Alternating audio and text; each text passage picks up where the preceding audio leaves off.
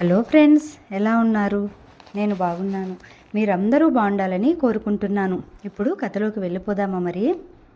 లలిత, అన్నింటికన్నా పెద్ద మందు నమ్మకం.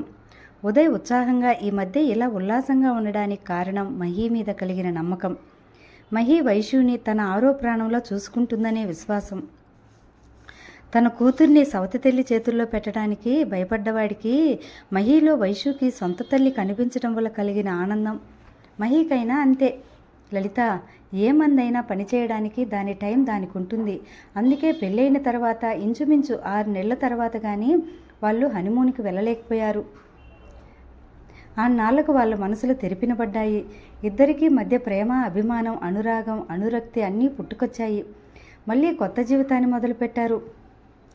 లలిత, ఇంత జీవితం చూశావు, అలాంటి దానివి నీ కళ్ళ ఎదురుగా జరుగుతున్న నీ కొడుకు సంసారాన్ని ఎందుకు చూడలేకపోయావు? వాళ్ళు ఈరోజు సంతోషంగా ఉండటం ఎందుకు హర్షించలేకపోతున్నావు? ఏదో ఒక సాకుతో వాళ్ళ సంతోషాన్ని, ఆనందాన్ని హరించి వేసిన నువ్వు ఇప్పుడు సమాధానం చెప్పాల్సింది నీ కొడుకుకి, కోడలకే.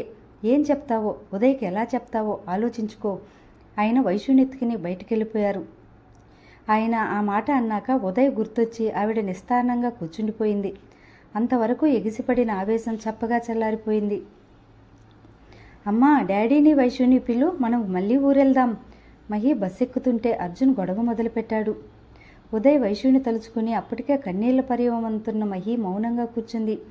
ఆమెకేమీ వినిపించటం లేదు. మనసు ముక్కలైపోతున్నట్టు భరించరాని వేదనతో తలంతా పగిలిపోతోంది. లలితకేమైందో, ఈరోజు ఆవిడ ఎందుకింత సివియర్గా రియాక్ట్ అయిందో, ఎంత బుర్ర బద్దలు కొట్టుకున్నా ఆమెకు అర్థం కావటం లేదు. ఉదయ్ని, వైశ్యుని తను మందు పెట్టి వశం చేసుకుందా? అలా ఎందుకంది? అసలు తను చేసిన తప్పేంటి? ఉదయ్కి వైశ్యుకి దగ్గర కావడమా? స్టెప్ మదర్ని అనుకోకుండా వైశ్యుని తన బిడ్డలాగా చూసుకోవడమా? వైశ్యు గుర్తుకు రాగానే కడుపు తరుక్కుపోతుంది. ఎలా ఉందో, తన కోసం ఏడుస్తోందేమో. దాని ముద్దు మొహం కళ్ళల్లో కదులుతుంటే తట్టుకోలేకపోతుంది. ఇక ఉదయ్ గురించి బాధతో మనసు మెలితిరిగిపోతుంది. ఆ క్షణమే వెళ్ళి అతని చేతుల్లో సేద తీరి తన బాధ చెప్పుకోవాలని గుండె కొట్టుకుంటోంది. ఆమె గాయపడ్డ గుండె తనేం పాపం చేసిందో తెలియక సతమతమవుతోంది. తన చుట్టూ అంతులేని అంధకారం అలమునుకున్నట్లు ఆమె మనసులో అంతా చెమ్మ చీకటిగా ఆ రాత్రంతా అలా నరకయాతన అనుభవిస్తూనే ఉంది. ఇల్లంతా ఏదో భయంకరమైన నిశ్శబ్దం. పిల్లల అరుపులు, కేరింతలతో, ఉదయ్, మహి నవ్వులు, తుల్లింతలతో కలకలలాడే ఇల్లు శూన్యంగా బోసిపోతోంది. అమ్మ కోసమని అల్లాడిపోతున్న వైశ్యును శాంతి ఇంట్లోకి బయటికి తిప్పుతూ ఎంత ఊరడిద్దామని ట్రై చేస్తున్నా వైశ్యుని ఏమార్చలేకపోతుంది.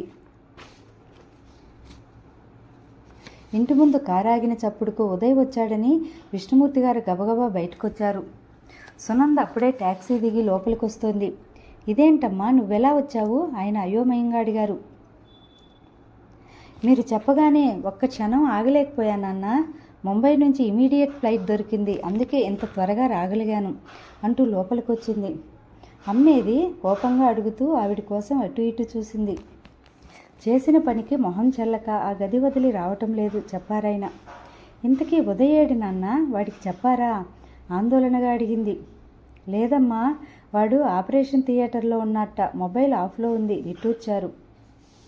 వైశ్యు, ఇలా రామ్మా. సునంద శాంతి చేతుల్లో ఉన్న వైశ్యుని ఎత్తుకుంది.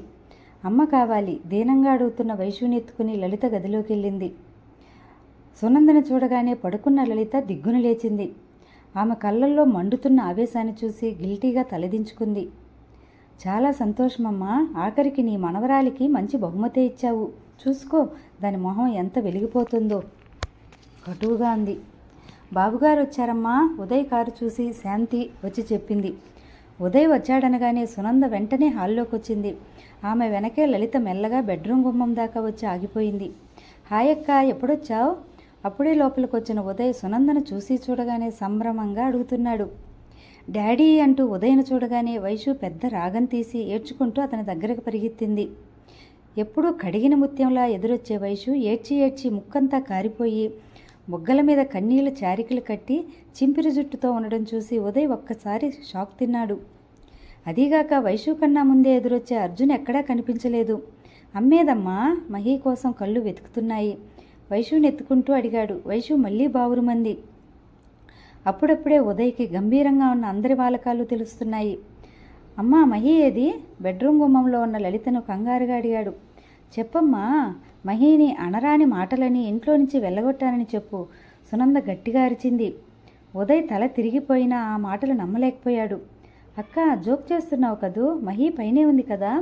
గబగబా పైకి పరిగెత్తాడు. సునంద కూడా అతని వెనకే పైకొచ్చింది. బెడ్రూమ్, చిల్డ్రన్స్ రూమ్, టెర్రస్ అప్పటికే అంతా చూసేశాడు. మళ్ళీ ఏదో ఆలోచన వచ్చి బెడ్రూమ్లోకి వచ్చి బాత్రూమ్ కూడా చూశాడు. ఎక్కడా మహి లేదు. అప్పుడు కనిపించింది ఫోన్ పక్కనున్న ప్యాడ్ మీద మహి రాసిన చిన్న మెసేజ్. ఉదయ్, నేను వైషు అమ్మననుకున్నాను, కానీ ఆయాని మాత్రమేని ఈరోజు తెలిసింది. అందుకే వెళ్ళిపోతున్నాను. I am sorry Mahi. ఉదయ్కు మతిపోయింది. సునందకి అది చూశాక ఒక్క నిమిషం నోటమాట రాలేదు. ఆమె రాసినవి 2 లైన్లే, కానీ ఆమె మనస్సు ఎంత కష్టపడిందో, ఎలా విరిగిపోయిందో స్పష్టంగా తెలుస్తోంది. మహి ఇలా రాసిందంటే ఎంత హర్ట్ అయ్యిందో. ఉదయ్ కళ్ళల్లో నీళ్లు తిరుగుతున్నాయి.